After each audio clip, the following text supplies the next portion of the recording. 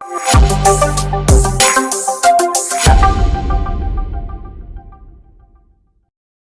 Mass മോട്ടോഴ്സിൽ നിന്നാണ്. Honda Activa 3G വണ്ടി starting complaint ആയിട്ട് നമ്മൾ പോയി എടുത്തുകൊണ്ടുവന്നതാണ്. അപ്പോൾ നമ്മൾ സ്റ്റാർട്ടിങ് കംപ്ലൈൻറ്റ് ചെക്ക് ചെയ്യുന്ന സമയത്തുണ്ടല്ലോ, അതിൻ്റെ സ്പാർക്ക് പ്ലഗ് ആയിരുന്നു കംപ്ലൈൻറ്റ്. ഈ പ്ലഗ് പോയായിരുന്നാണ് വണ്ടി സ്റ്റാർട്ട് ആവാനായിട്ടൊരു ബുദ്ധിമുട്ടുണ്ടായിരുന്നു. പ്ലഗ് ഷോർട്ടായേക്കാണ്. ഇത് നമ്മൾ സർവീസ് എനിക്ക് തോന്നുന്നു ഒരു 2-3 ആഴ്ച മുമ്പ് നമ്മൾ വണ്ടി സർവീസ് ജനറൽ സർവീസായിട്ട് ചെയ്തായിരുന്നതാണ്. അപ്പോൾ അന്നും നമ്മൾ നോക്കുമ്പോൾ പുതിയ പ്ലഗ്ഗാണ് നമ്മൾ കിടക്കുക. അപ്പോൾ കാർബണിൻ്റെ പ്രശ്നം ഉണ്ടായിരുന്നു, കരിയുടെ പ്രശ്നം ഉണ്ടായിരുന്നു. അപ്പോൾ നമ്മൾ അന്ന് ഡീറ്റെയിൽഡായിട്ട് ആ വീഡിയോയിൽ പറഞ്ഞിട്ടുണ്ട്. ആ വീഡിയോ കണ്ടു കഴിഞ്ഞാൽ കൃത്യമായിട്ട് നമുക്കറിയാം. അതിനകത്ത് ശരിക്കും പറഞ്ഞു കഴിഞ്ഞാൽ നമ്മൾ കാർബറേറ്ററിൻ്റെ ഉള്ളിൽ സ്ലോജറ്റൊക്കെ ബ്ലോക്കായിട്ട് പെട്രോൾ കൂടുതലാണ് അതിൻ്റെ അകത്തേക്ക് ഇറങ്ങിയിട്ടിരുന്നത്. അപ്പോൾ അതുകൊണ്ട് അങ്ങനെ വന്ന കേസിൽ സ്വാഭാവികമായിട്ടും കാർബൺ ഡെപ്പോസിറ്റ് കൂടുതലായിരിക്കും.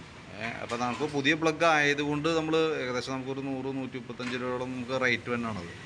അപ്പോൾ നല്ല പ്ലഗ് കിടക്കുമ്പോൾ കാഴ്ച തന്നെ പുതിയ പ്ലഗ്ഗാണ്. അപ്പോൾ നമ്മൾ നോക്കുമ്പോൾ ഷോർട്ടിങ് പ്രോബ്ലം ഒന്നും ഉണ്ടായില്ല. അപ്പോൾ അതുകൊണ്ട് തന്നെ അത് ക്ലീൻ ചെയ്താണ് നമ്മൾ റീസെറ്റ് ചെയ്തിരുന്നത്.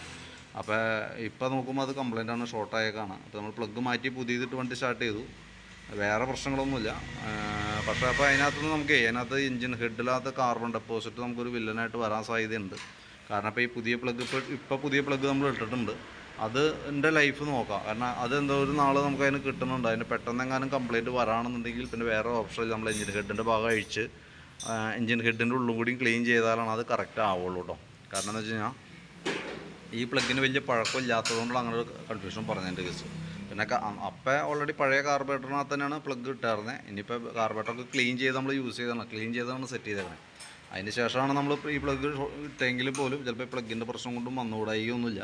അപ്പോൾ ഇപ്പോൾ നമ്മൾ പുതിയ പ്ലഗ്ഗാണ് യൂസ് ചെയ്തേക്കുന്നത്. ആ പ്ലഗിൻ്റെ ലൈഫ് എത്രത്തോളം കിട്ടുന്നുണ്ടെന്ന് നോക്കാം. പെട്ടെന്നെങ്ങാനും സ്റ്റാർട്ടിങ് സംബന്ധമായിട്ടുള്ള കംപ്ലൈൻറ്റ് എന്തെങ്കിലും വരാണെന്നുണ്ടെങ്കിൽ പിന്നെ നമുക്ക് അങ്ങനെ കൊണ്ടു നടക്കുന്നതിൽ കഥയില്ല. അപ്പോൾ നമ്മൾ പിന്നെ എഞ്ചിൻ ഹെഡൊക്കെ അഴിച്ചിട്ട് അതിൻ്റെ ഉള്ളിലെ കാർബൺ ക്ലീൻ ചെയ്ത് അതിന് ശേഷം പുതിയ പ്ലഗ് ഇട്ടാലാണ് നിൽക്കുള്ളൂ കേട്ടോ. അപ്പോൾ ഒന്ന് പ്രത്യേകം ശ്രദ്ധിച്ചോണം. അപ്പോൾ ജനറൽ സർവീസുമായി ബന്ധപ്പെട്ട് വന്നപ്പോൾ ഞാൻ എൻ്റെ ഡീറ്റെയിൽ ആയിട്ട് എൻ്റെ ആ വീഡിയോയിൽ കൃത്യമായിട്ട് പറയുന്നുണ്ട് അതിൻ്റെ പ്രോബ്ലംസ്. അത് കരി വന്നാലുള്ള പ്രശ്നം. ഇനിയിപ്പോൾ നമ്മൾ ഇത്ര ഓടിയേക്കണ വണ്ടി ആയതുകൊണ്ട് അഴിക്കുമ്പോൾ എന്തെങ്കിലും അതിൻ്റെ ഉള്ള റിസ്കിൻ്റെ കേസൊക്കെ നമ്മളതിനകത്ത് മെൻഷൻ ചെയ്തിട്ടുണ്ടായിരുന്നു കേട്ടോ. ഇപ്പോൾ ഞാൻ പ്ലഗ് മാറ്റിയത് ക്ലിയർ ചെയ്തിട്ടുണ്ട്. വണ്ടി അപ്പോൾ റെഡി ആയിട്ടുണ്ട് കേട്ടോ. അപ്പോൾ എങ്ങനെയാണെന്ന് വെച്ചാൽ നമുക്കത് അറേഞ്ച് ചെയ്യാം. വണ്ടി വർക്ക് കംപ്ലീറ്റ് ആയിട്ടുണ്ട്. അപ്പോൾ എടുക്കാം. ഓക്കെ.